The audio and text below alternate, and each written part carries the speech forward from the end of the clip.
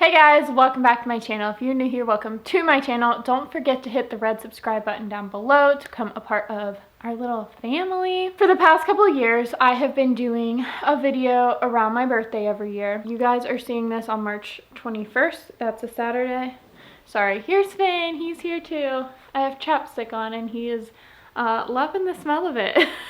You guys see a video around my birthday every year. You guys will see this on Saturday, March 21st, I believe. Let me see. Today's the 16th. Yes, Saturday, March 21st. My birthday is on the 22nd. It's on a Sunday this year. It'll be a little different this year with everything going on with the coronavirus, but it is what it is. Every year for my birthday, I have been doing a like a life lesson video of things that I've learned throughout the year. I can't remember how many years I've been doing it. I know at least 2, maybe 3. I don't think 4 yet. I don't know. Oh my goodness, you're driving me nuts today. This year is going to be no exception. Today's video is going to be the 24 lessons I have learned in going into my 24th year of life. I have them all written down right here because I'm still that person who writes things on paper instead of just notes in my phone, you know? So, the first lesson, we closed on our house last year, a few days after I turned 23. Here, go. So, my first lesson that I learned this year is that buying and owning a house is so much fun. It's such a big accomplishment. But it is a lot of work, especially if you buy a house with a pool. I did not know anything about buying a pool, and sorry, this is just gonna happen the whole video. Hey, you need to stop, buddy. Owning a pool is a lot of work. It's not something that you can't handle. It just takes a lot of research and knowledge and help of some really great friends. Lesson number 2, working your dream job is absolutely amazing. But because it's your dream, it does not mean that it is not a lot of work. It does not mean it's not hard work. It does not mean it's not stressful. To make it into your dream, you have to put in a lot of effort. And just because you're living your dream job doesn't mean that it's all like easy and butterflies and all of that. Number 3, self-employment taxes suck. I'm learning that lesson very hard right now. Number 4, our formal wedding day had absolutely nothing to do with us. I am so glad we didn't spend one more penny on it. I was very stressed about it, but throughout the day and throughout the planning process, I slowly realized that that day is for everyone else, not you and your husband. It is what it is. But number 5, I also learned that eloping was one of the best decisions we could have ever made. I had no idea how much that day would mean to me looking back. I had no idea how much that day would mean for like our relationship and how much like I would treasure those memories looking back on them on my wedding day, because you're told, you know, as a little girl, you're told your whole life growing up, your wedding day will be the best day of your life. Well, newsflash, your wedding day is not about you, and that's why I'm glad we eloped. Eloping was like the perfect start to our marriage. Number 6, I learned this year that I am absolutely not ready to have kids. I do not want them anytime soon. They are a ton of work, and I'm not ready for all the sacrifices that come with them. If they come on accident, like, I will welcome them with an open heart and mind, and that'll be great. But if I can plan that, I don't want them anytime soon. Number 7, I learned that I absolutely love remodeling projects, repainting, redesigning, interior design, going through, changing everything with the house. I love that, like renovation projects. And now with this quarantine that we're all facing, here, we got more paint for our house, and now we get to start more projects since we're stuck at home anyway. Woo! Number 8, I learned that it's hard to maintain friendships if you're not interacting with those people inside of school every day. It's hard to keep up with people when everyone's living their own life. Will you stop? That's part of growing up. Adult friendships are a whole lot harder to maintain. Hey, do you need to go outside? You want to go outside? Let's go. Let's go outside. Come on. Number 9, I learned that for me personally, waiting for marriage was the absolute best decision that I could have made.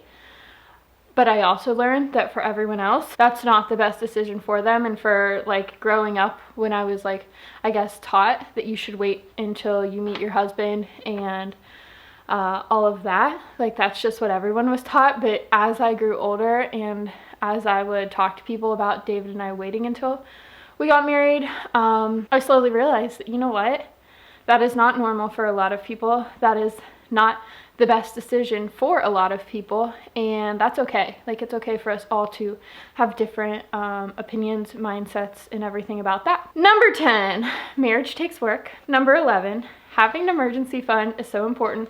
I wrote this list a few weeks ago, and now that we have this coronavirus, I'm self-employed, I'm a full-time photographer, all of my sessions are being canceled, my upcoming weddings are pending cancellations, and like that's what I've been depending on for income. That has been in my calendar for the past year and a half, 2 years, and I've been relying and planning on that income to come in. And the fact that this virus is coming, I owe so much in taxes, we have to pay our bills, I can't go to work, and I don't have income coming in. Having an emergency fund set in place has taken so much weight off of our shoulders. It's been like, okay, things aren't going according to plan, but at least we don't have to completely panic because we know we're going to be set for a couple months if, you know, all of these weddings are canceled, all of my sessions are canceled, and I'm literally just stuck sitting in my house. Have your emergency fund. I know we're in the like crisis time right now, but get your emergency fund in order because I guess we've all kind of learned how important it is now, you know? Number 12, changing your name is so much harder than it needs to be, and sometimes I feel like women are treated like second-class citizens in America when they have to go through and change their name and have all these papers, and you can't do anything online, and they want absolute proof of everything and yada yada yada, and you can't just be like making it easy on us. It's a headache. Number 13, I now believe in psychics. If you guys are interested, I have a video coming out soon about how I had a one-on-one psychic reading, and it was really neat. Number 14, I'm in the process of teaching myself German. I had German for a couple years in high school and then German again in college. Fell off the wagon with my German, but it's amazing to see like how much my brain still remembers by like watching like German TV and listening to German music and like understanding certain things. And I just think like that is so cool that the brain can do that, and that you have like that like faint bit of like memory that you can still be like, oh, okay, yeah, I kind of understand what you're talking about. I need to refresh, but I kind of understand. If you guys have any tips for learning a language, let me know, because I'm a little struggling with it right now. But now that I have all this time at home, I have time to do it. Number 15, living with your significant other is very challenging. Before I moved in with David, I only lived with my mom or my family, and living with him was quite a bit of a challenge at first. It just takes really good communication. Number 16, I'm 100% a dog person. We obviously adopted Finn this past year. I had no idea how much I would love him. I had no idea how that was possible. I had no idea how much I would need him and treasure him, and just literally he's like my whole world, and I'm obsessed with him. And I had no idea that was possible because I told everyone before, I am not a dog person. All my dogs live outside, like they're fine, they don't need to ever come inside. But now I'm like, my baby. Number 17, you can get a lot of cool things on Facebook Marketplace, especially if you're trying to like redo your house on a budget or renovate your room on a budget. Like dressers and bookshelves and all sorts of stuff are on Facebook Marketplace. So like, don't knock it till you try it, you know? Number 18, you do not actually need 90% of the stuff you add to your wedding registry. Number 19, splurging on new bedding will absolutely pay off. We spent a lot of money on a new mattress, sheets, blankets, really nice pillows, a bed frame. I love it. We're better people if we get better sleep, and it was a really good choice. Number 20, your dog literally sits at home and waits for you to get home all day long.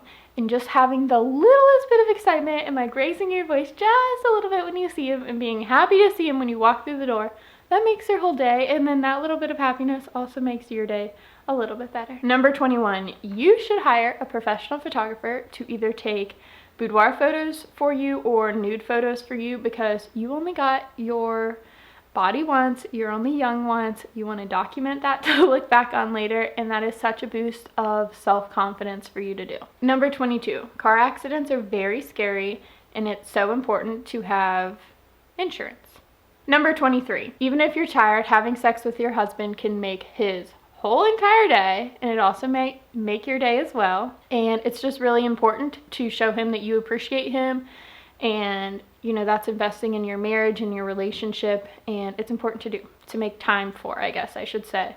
Not just do, but make the time for, to commit to each other, to have those like moments, you know? And last but not least, number 24, I learned this one after I made the list and had to take something out because I needed to add it.